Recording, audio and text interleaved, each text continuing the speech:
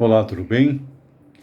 Estamos iniciando agora um estudo sobre o livro de João, com o objetivo de nos aprofundarmos mais nos ensinos da Bíblia.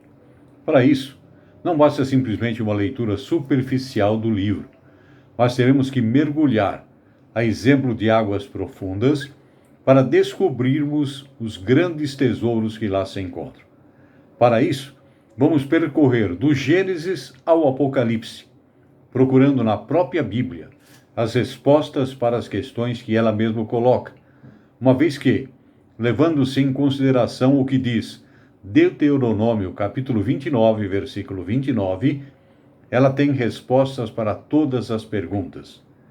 As coisas encobertas, diz, pertencem ao Senhor, nosso Deus, porém as reveladas nos pertencem, a nós e aos nossos filhos, para sempre, para que cumpramos todas as palavras desta lei.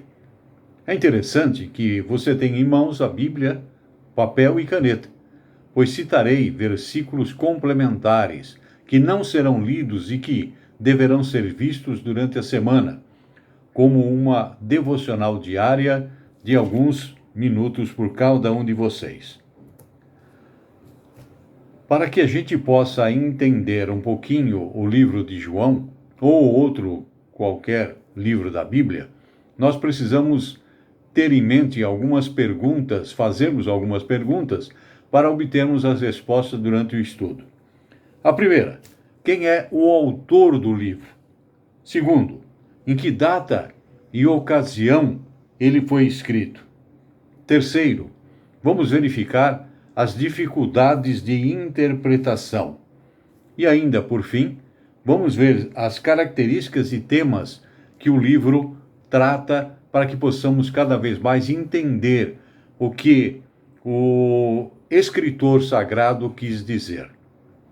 O autor desse evangelho, começando o nosso estudo propriamente dito, foi provavelmente um judeu. Ele tinha profundo conhecimento dos costumes, festas e crenças judaicas.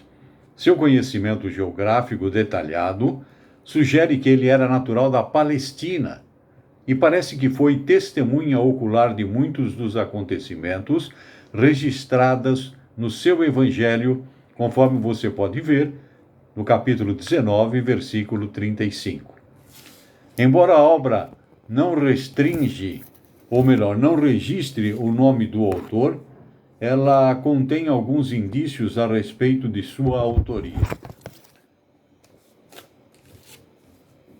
Este é o único evangelho que se refere a um dos apóstolos com uma expressão a quem Jesus amava.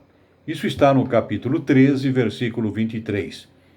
Em lugar do seu nome, esse discípulo é aquele identificado como a testemunha ocular que dá testemunho a respeito dessas coisas e as escreveu. Registra no capítulo 21, versículo 24. Além do mais, qualquer leitor cuidadoso observaria que João, que era filho de Zebedeu, um dos mais destacados discípulos, não é mencionado pelo nome no Evangelho. É difícil explicar esta omissão, a não ser que o Evangelho foi escrito por João e que ele evitou identificar-se.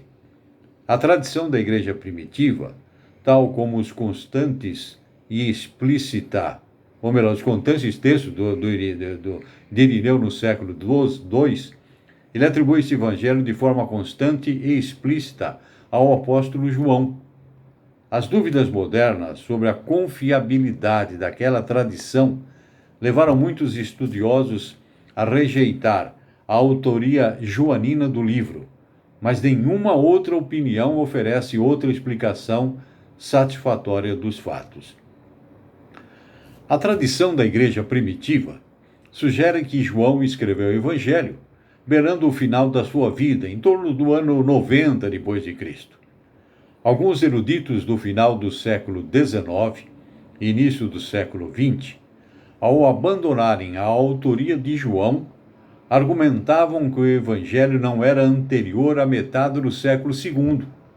As descobertas dos papiros de Rylands, que é um fragmento manuscrito datado de aproximadamente 125 anos depois de Cristo, contendo algumas poucas linhas de João capítulo 18, e de rolos dos manuscritos do Mar Morto, que melhoraram nossa compreensão da Palestina do século II, levaram a maioria dos estudiosos a retornar à data tradicional do Evangelho.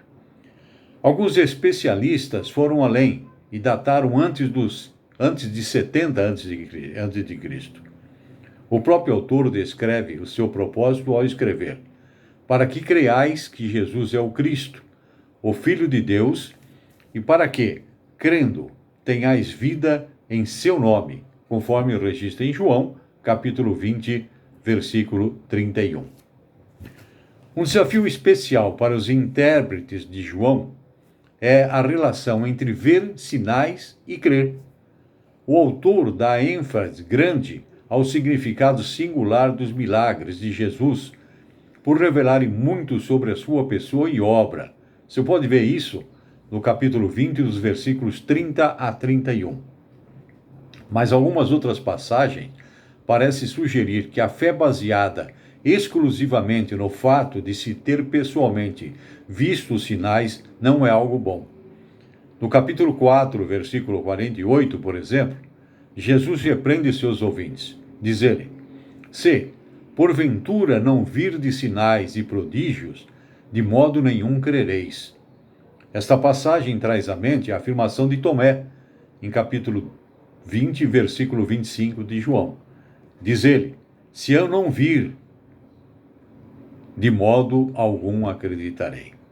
Portanto, muitos leitores concluíram que uma fé ideal não tem interesse em milagres. O problema com esta conclusão é duplo. Primeiro, se a fé resultante de milagres não é boa, por que Jesus realizou milagres? Segundo, por que João relaciona esses sinais de fé em Cristo? Capítulo 20, versículo 31.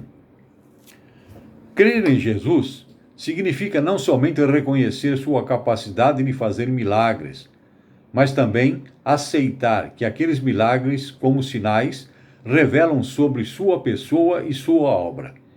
O evangelista indica que o registro escrito de sinais de Jesus é testemunho suficiente para aqueles que não são testemunhas oculares. É o nosso caso. Esta forma de pensar está implícita no que Jesus diz a Tomé: bem-aventurados os que não creram, ou melhor, os que não viram e creram. Capítulo 20, versículo 29 de João. Paulo apresenta uma relação semelhante entre ver e o crer. Diz ele: andamos por fé, não no que vemos.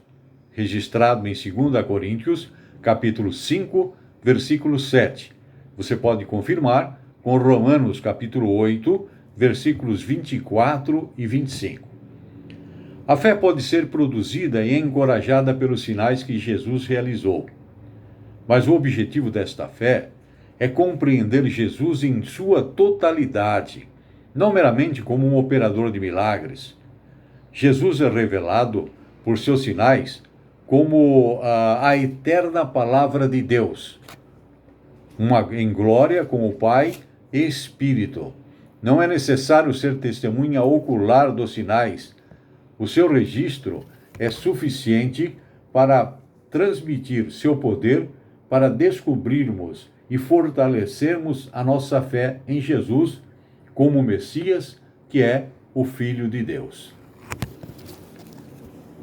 Os ensinamentos de Jesus, registrados em João, tendem a ser longos e ter considerações de um simples tema, em contraste com os ditos piedosos no estilo de Provérbios encontrado nos outros 3 evangelhos. O material de ensino é frequentemente embutido nas conversações. Na medida em que Jesus interage em debates com pessoas ou grupos, ele pode quase não falar parábolas nesse evangelho. A interação de Jesus com aqueles que não o recebiam, embora fossem seus, conforme capítulo 11, capítulo 1, versículo 11, é um enfoque importante do ministério público. Você pode ver no capítulo 1, versículo 12. Jesus aparece frequentemente em Jerusalém por ocasião das festas judaicas.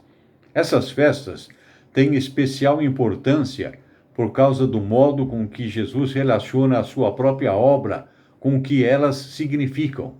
Você pode observar em João capítulo 7, versículo 37 a 39.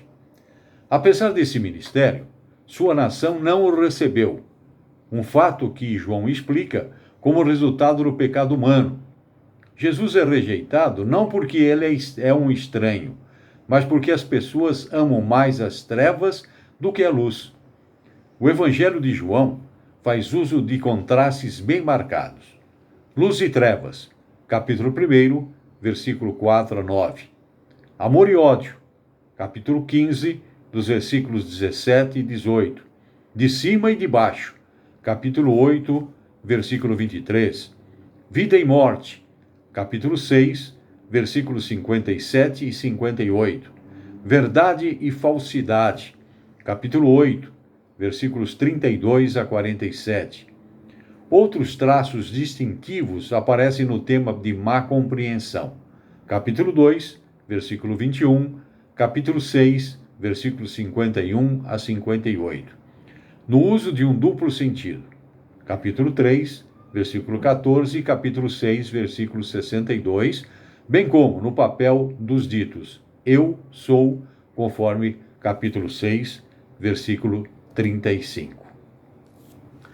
João destaca de vários modos a realidade do pecado, mas especialmente pela ênfase da nossa total dependência de Deus para a salvação. Assim como o nosso nascimento físico não foi o resultado do nosso próprio esforço ou desejo, também o nosso nascimento espiritual não depende de nós, mas da vontade de Deus e do poder do seu Espírito. Veja lá, capítulo 1, versículo 12 e 13, capítulo 3, versículos 5 e 8. Homens e mulheres pecadores são incapazes de chegar à salvação em Jesus se não forem atraídos pelo Pai. É o que diz João 6, versículo 44. Mas quando vem a Jesus, ele tem a vida eterna e não entram em juízo. Capítulo 5, versículo 24. Pertence ao Pai, e ele não os deixará morrer. Capítulo 10, versículo 27 a 29. Uma das características mais marcantes deste evangelho é o prólogo, que está registrado no capítulo 1, dos versículos 1 a 18, que apresenta Jesus como eterno Logos. Ele satisfez as necessidades dos israelitas no deserto e agora oferece o pão e água espirituais. Capítulo 4, versículos 13 e 14, capítulo 6, versículo 35. Em resumo, ele é um como o Pai, o Eu Sou. Capítulo 5, versículo 18. Vamos começar agora a examinarmos detalhadamente, como vamos fazer daqui para diante, todo o capítulo ou todo o livro de João, versículo por versículo. Vamos começar com o versículo 1 e 2. Vamos lê-lo. No princípio era o Verbo, e o Verbo estava com Deus, e o Verbo era Deus. Ele estava no princípio com Deus. Todas as coisas foram feitas por intermédio dele, e sem ele, nada do que foi feito se fez. No versículo 1 e 2, aparece a expressão o Verbo. Esse termo, o Verbo, logos no grego, designa Deus, o Filho, referindo-se à sua divindade. Jesus e Cristo referem-se à sua encarnação e obra salvífica. Durante os primeiros 3 séculos, as doutrinas a respeito da pessoa de Cristo incidiram intensamente sobre a sua posição como Logos. Na filosofia grega, o Logos era a razão ou a lógica, como força abstrata que trazia ordem e harmonia ao universo. Porém, nos escritos de João, tais qualidades do Logos são ou estão unidas na pessoa de Cristo. Na filosofia neoplatônica e na heresia gnóstica, do século II e III a.C., o Logos era visto como um dos muitos poderes intermediários entre Deus e o mundo. Tais noções estão bem longe da simplicidade do Evangelho de João. Nesse versículo 1, João afirma expressamente que o Verbo é Deus. No princípio, uma clara referência às palavras de abertura da Bíblia, o Logos já existia, e esta é uma maneira de afirmar a eternidade que só Deus possui. João afirma claramente que o Verbo era Deus. Alguns observadores dizem que a palavra traduzida por Deus aqui não é precedida do artigo definido e, com base nisto, dizem que a expressão significa um Deus e não Deus, mais do que propriamente Deus, conforme dissemos. É um erro entender assim. O artigo é omitido por causa da ordem da palavra da sentença grega. O predicado Deus foi colocado antes para ser enfatizado. O Novo Testamento nunca sustenta a ideia de um Deus, expressão que implica politeísmo e entraria em conflito com o constante monoteísmo da Bíblia. No Novo Testamento, a palavra grega para Deus ocorre frequentemente sem um artigo definido, dependendo da existência da gramática grega. A expressão "o Verbo estava com Deus" indica uma distinção de pessoas dentro da unidade, da Trindade, Pai, Filho e Espírito Santo. Não são temas sucessivos de aparecimento de uma pessoa, mas são pessoas eternas presentes. O princípio, no versículo 2, e aí a preposição com sugere uma relação de estreita intimidade pessoal que nós podemos ver no estudo da Trindade em Isaías, capítulo 44, verso 6. Nós vamos parar por enquanto esta semana. A gente vai voltar posteriormente. Eu gostaria que vocês, durante a semana, realmente se debruçassem sobre esses textos que nós citamos. E na semana que vem nós vamos começar pelo versículo 3. E vamos fazer sistematicamente esse estudo. Fiquem com Deus, uma boa semana e até lá.